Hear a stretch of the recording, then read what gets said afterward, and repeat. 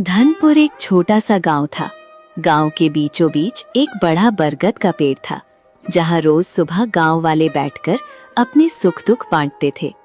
उसी गांव में एक गरीब किसान भोला राम अपनी बेटी सुगनी के साथ रहता था। बाबा, घर में अनाज बिल्कुल खत्म हो गया है। सुगनी, आज खेत में आखिरी बार मेहनत करूंगा। भगवान चाहे तो कुछ उग जाएगा।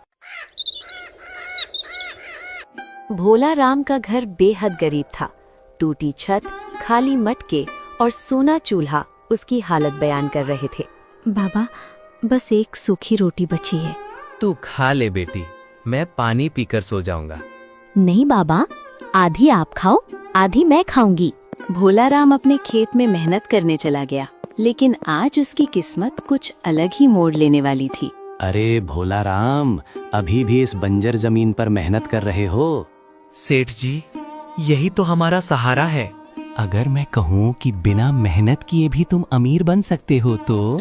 सेठ मधुसूदन की बात सुनकर भोला राम कुछ पल के लिए चुप हो गया।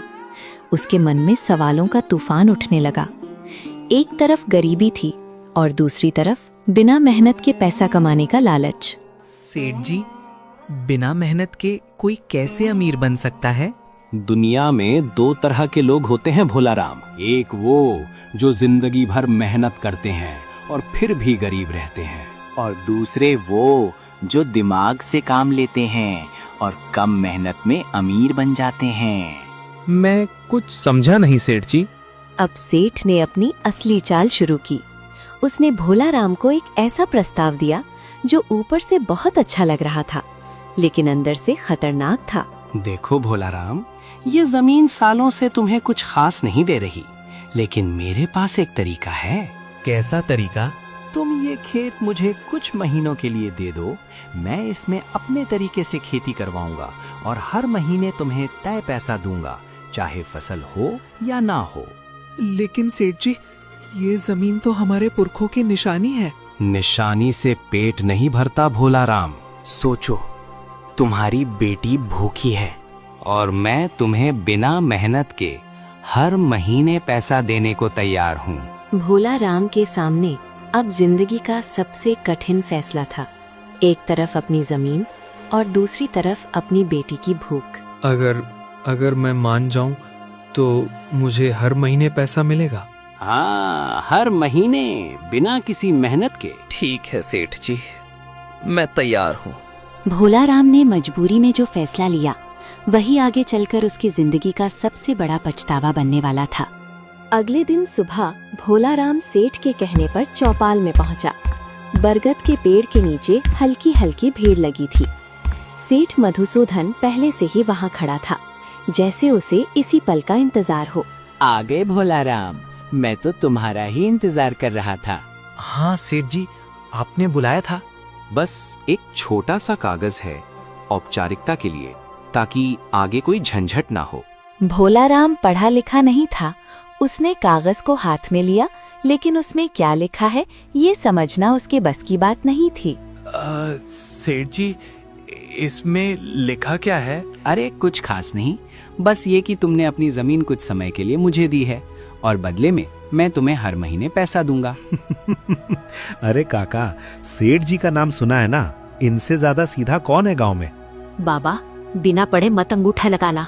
सुगनी, सेठ जी हमारा भला ही सोच रहे हैं।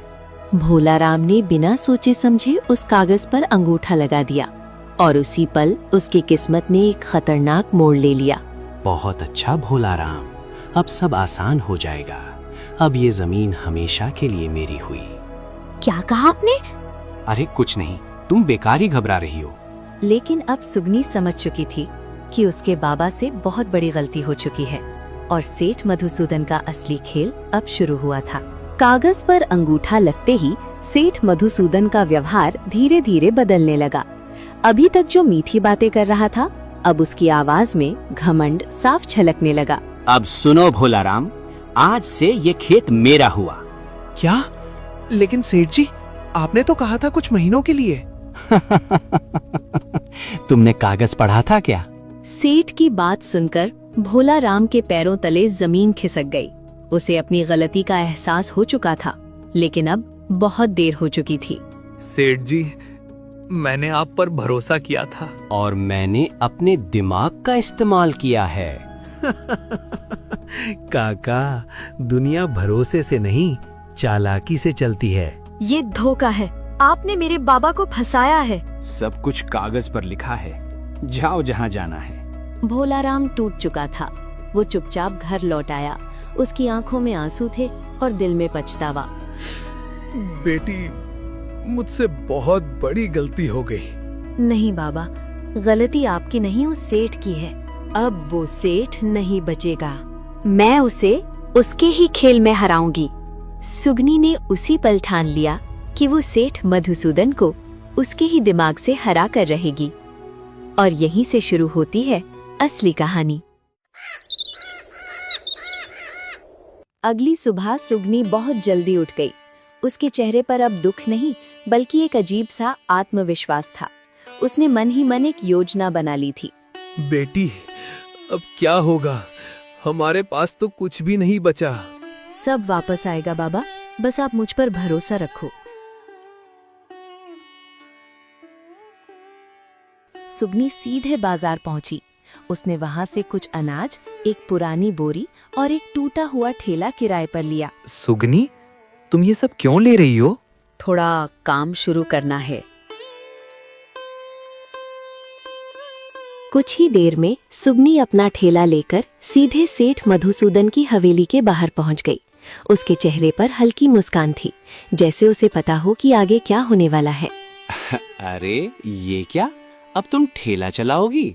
हाँ सेठ जी, और आज मैं आपको एक सौदा देने आई हूँ। तुम और सौदा? हाँ सेठ जी, ऐसा सौदा जो आपको बहुत फायदा देगा। सेठ को लगा कि ये लड़की अभी भी नादान है, लेकिन उसे नहीं पता था कि वो खुद एक बड़े जाल में फंसने वाला है। सुगनी ने अपना ठेला वहीं रोक दिया। सेठ मधुसूदन उसकी तरफ देखने लगा। उसे लग रहा था कि ये लड़की कोई छोटी मोटी बात लेकर आई है, लेकिन असल में खेल कुछ और ही था। सेठ जी, ये अनाज मैं बेचना चाहती हूँ। अरे ये तो हर कोई बेचता है, इसमें नया क्या है? नया है इसका सौदा करने का तरीका। सुगनी ने अब अपनी चाल चलनी शुरू की। उसकी बातें सुनकर सेठ के चेहरे पर उत्सुकता आ गई। अच्छा, तो बताओ क्या सौदा है? मैं ये अनाज आपको बेचूंगी, लेकिन एक शर्त पर। शर्त? मुझे शर्तों से खेलना आता है लड़की। सुगनी ने अब वही खेल शुरू किया जिसमें सेठ हमेशा दूसरों को फंसाता था, लेकिन इस बार शिकार वही बनने वाला था। मैं ये अनाज आपको उसी हालत में बेचूंगी जिस हालत में ये अभी है। बस इतनी सी बात? हाँ, लेकिन मेरी भी एक शर्त है। बोलो। आप मुझे पैसे भी उसी हालत में दोगे जिस हालत में वो अभी हैं। ठीक है, मंजूर है। सेठ को लगा कि वो फिर से जीत जाएगा, लेकिन इस बार खेल उल्टा पड़ने वाला था। सेठ मधुसूदन सुगनी को अपने आंगन में ले आया। उसे पूरा भरोसा था कि वो इस बार भी जीत जाएगा, लेकिन उसे ये अंदाजा नहीं था कि इस बार चाल किसी और की थी। चलो लड़की, अब बताओ ये अनाज कहाँ उतारना है? यहीं रहने दीजिए सेठ जी, जैसा है वैसा ही। अब वही पल आया जहाँ से सुगनी ने सेठ को उसी के खेल में फंसाना शुरू किया। ठीक है, मैं अभी पैसे लेके आता हूँ। रुकिए सेठ जी, क्या हुआ? शायद आप मेरी शर्त भूल रहे हैं। अब सुगनी ने अपना असली दांव चला और सेठ पहली बार चुप हो गया। मैंने कहा था पैसे उसी हालत में चाहिए जिस हालत में वो अभी हैं, और अभी आपके पैसे इसी घर के अंदर है। तो पैसे के साथ ये घर भी मेरा हुआ। ये क्या बकवास है? बकवास नहीं सेठ जी, वही नियम जो आपने मेरे बाबा के साथ खेला था। अब सेठ मधुसूदन समझ चुका था कि इस बार वो खुद अपने ही जाल में फंस चुका है। सेठ मधुसूदन गुस्से में तिल मिला उठा। उसे समझ आ गया था कि अगर अभी कुछ नहीं किया तो उसकी इज्जत भी जाएगी और सब कुछ भी। इसलिए वो तुरंत पंचायत बुलाने का फैसला करता है। सरपंच जी, इस लड़की ने मेरे साथ धोखा किया है। धोखा मैंने नहीं, आपने किया है सेठ जी। पूरा गांव इकट्ठा हो चुका था। सबकी नजरें सरपंच पर थीं, क्योंकि अब फैसला उसी को करना था। पहले पूरी बात साफ साफ बताओ। इस लड़की ने मुझसे सौदा किया और अब मेरा घर मांग रही है। मैंने वही किया है जो इन्होंने मेरे बाबा के साथ किया था। सुगनी ने अब पूरी कहानी पंचायत के सामने रख दी। उसकी बात सुनकर गांव वाले हैरान रह गए। इन्होंने मेरे बाबा से कागज पर अंगूठा लगवाकर उनका खेत छीन लिया, और आज जब मैंने वही चाल इनके साथ चली तो इन्हें गलत लग रहा है। सही तो कह रही है लड़की, सेठ ने पहले गलत किया है। अब मामला पूरी तरह पलट चुका था, लेकिन असली फैसला अभी बाकी था। चौपाल में सन्नाटा छा गया था। सबकी नजरें सरपंच पर टिक गई थी। अब जो फैसला होगा वही सच माना जाएगा। सुगनी, तुम्हारी बात में दम है, लेकिन अगर हम तुम्हारी बात मान ले तो सेठ का सब कुछ चला जाएगा। सरपंच दुविधा में था। एक तरफ सच था और दूसरी तरफ गांव का सबसे अमीर आदमी। सरपंच जी, जब मेरे बाबा का सब कुछ गया था तब किसी ने ये नहीं सोचा। आज अगर आप भी डर गए तो फिर गरीब को कभी इंसाफ नहीं मिलेगा। सुगनी की बात सुनकर सरपंच का मन बदलने लगा। अब उसे समझ आ गया था कि सही क्या है। फैसला सुनाया जाता है। जिस तरह सेठ ने चालाकी से भोला राम की जमीन ली, उसी तरह सुगनी का सौदा भी सही माना जाएगा। ये अन्याय है। अन्याय तब हुआ था जब तुमने गरीब को धोखा दिया था। अब खेल पूरी तरह पलट चुका था, लेकिन अभी आखिरी मोड़ बाकी था। सरपंच का फैसला सुनते ही पूरे चौपाल में हलचल मच गई। सेठ मधुसूदन के चेहरे का रंग उड़ चुका था। पहली बार उसे एहसास हुआ कि चालाकी हमेशा काम नहीं आती। सुगनी, ये सब छोड़ दो, मैं तुम्हें पैसे दे देता हूँ। अब बात पैसों की नहीं है सेठ जी, अब बात इंसाफ की है। सेठ समझ चुका था कि अब बचने का कोई रास्ता नहीं है। उसका घमंड पूरी तरह टूट चुका था। मुझसे गलती हो गई, मुझे माफ कर दो।